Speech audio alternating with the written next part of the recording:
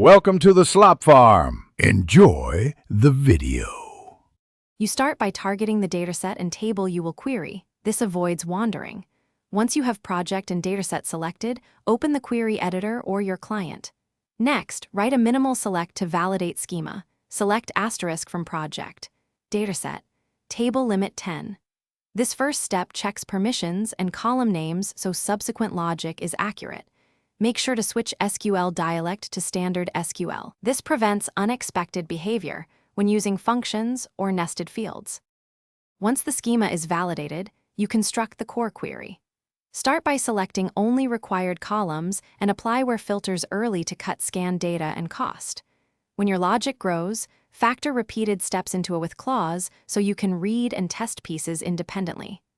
Use join carefully. Prefer join on specific keys and test with limit 100 to validate cardinality. Also consider window functions or aggregations only after row-level correctness is verified, which keeps performance predictable. To finish, preview your result with limit and then run the full query while monitoring bytes processed so you control cost. If performance matters, apply partition filters and clustering or rewrite to reduce shuffles. Inspect the query plan to see hotspots. When things go wrong, check for mismatched types, missing permissions, or accidental reserved keywords.